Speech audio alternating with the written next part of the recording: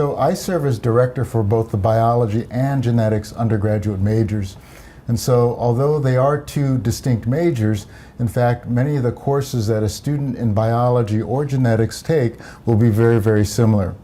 The advantage of a major in biology is the flexibility. So biology covers the entire spectrum of life sciences, animal, plants, microbes, human as well.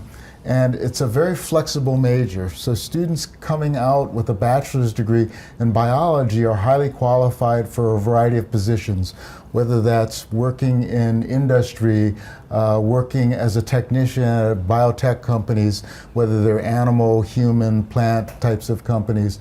But then also many of our students go on and they apply to advanced programs, so applying for graduate programs in areas of life sciences, biology, medicine, immunology, toxicology, just a variety of life science related areas. And then many of our students also go on to more medical related areas like human medicine, so pre-med, pre-vet, also pre-dental, pre-optometry, physician's assistant training programs, physical therapy programs, nursing programs, so just a variety of areas related with medicine, whether it's animal or human. Now, the difference between a major in biology and genetics is that a student that's specifically a genetics major is going to be taking not only the life science courses in biological sciences, but will also take some of the more advanced courses in genetics, molecular genetics, human genetics, if a student's interested in more plant biology, plant genetics, and a variety of advanced courses in those areas. So although our biology students and genetics students in the intro courses, they're sitting right next to each other in the same courses, it's when they sort of go beyond the first couple of years when they're taking the more advanced courses. A student interested in genetics is going to be taking more focused courses in genetics, and a student in biology can still take those courses, but also can take a variety of other courses as well. And so, although they are different majors, in fact, many of the same types of professions, graduate programs, professional programs, a student with a major in biology or genetics would be highly qualified to apply for any of those programs.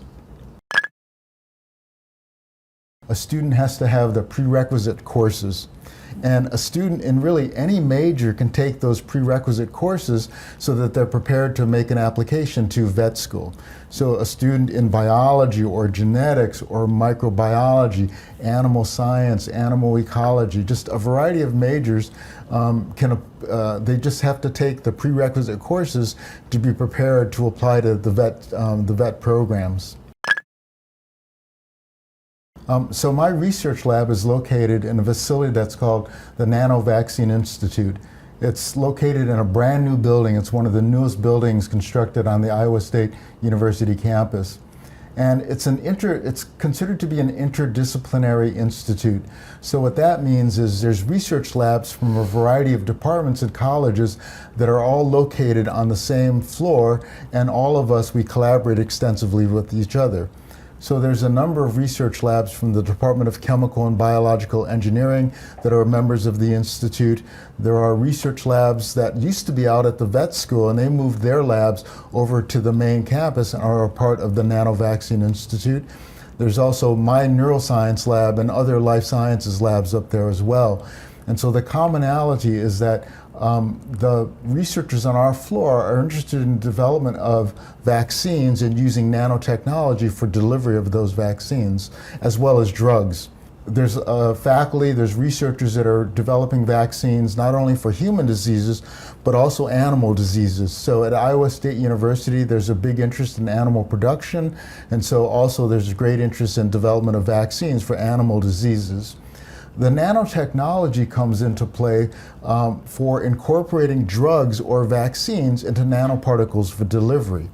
You might recall that during the COVID pandemic that the vaccines had to be shipped and stored at super low temperatures, which made distribution very, very difficult. So imagine now if you can incorporate drugs or vaccines into these nanoparticles for delivery, that helps stabilize them. So in theory, you don't have to store them at super low temperatures. You could produce them, store them on the shelf. When a pandemic breaks out or you're anticipating some medical disaster like that, you could go to the shelf, pull the vaccines off the shelf that are fabricated in these nanoparticles, and then deploy them into these locations very, very rapidly. So it's a major advantage by using nanotechnology to actually incorporate drugs or vaccines for delivery purposes. Now, one of the really nice advantages at Iowa State University is the strong encouragement of students to be involved in research. So for example, in my research lab, I have anywhere from 15 to 18 students, undergraduates, that are conducting research.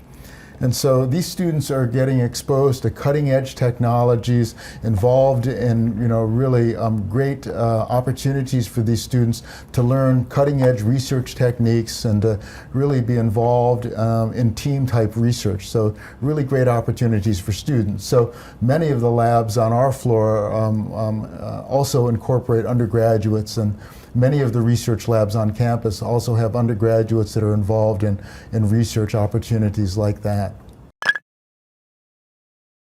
Many students, they find out about the research that professors are doing by going to the department or program websites and then looking up the professors and seeing the type of research they do.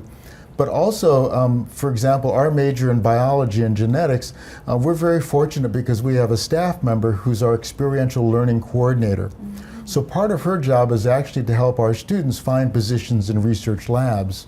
So a student simply makes an appointment with our experiential learning coordinator. They meet with her, they discuss their career interests, their goals, their aspirations, and then she helps guide the students and to find research opportunities, whether they're on campus or just south of campus is the Iowa State Research Park. In central Iowa, there's a number of large international corporations like Syngenta, Corteva, John Deere, Bayer, and many of those companies hire our students after they've graduated, but then also provide internships for students during the academic, or especially during the summers as well. So lots of opportunities for students to conduct research, not only on campus, but also at some of these large companies as well. Many labs like mine will take students that are very, very early in their career. So sometimes I do have students that are first-year students working in my lab that have never conducted any research before.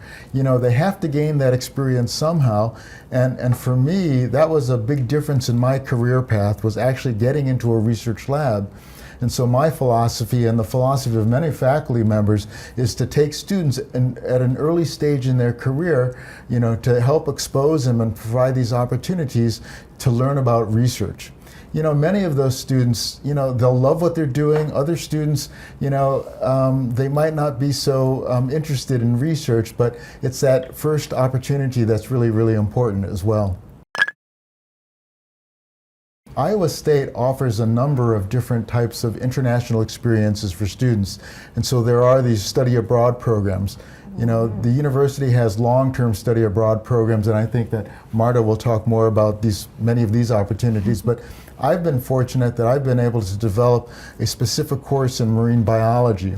So my research area is neuroscience, stem cells, bioengineering, but I used to be a scuba instructor, so I've had the chance to dive around the world. And through my dive activities, I developed a personal interest in preservation of coral reefs. And so since 1998, I've been taking students to a small island off the coast of Honduras called Roatan for a marine biology field trip experience.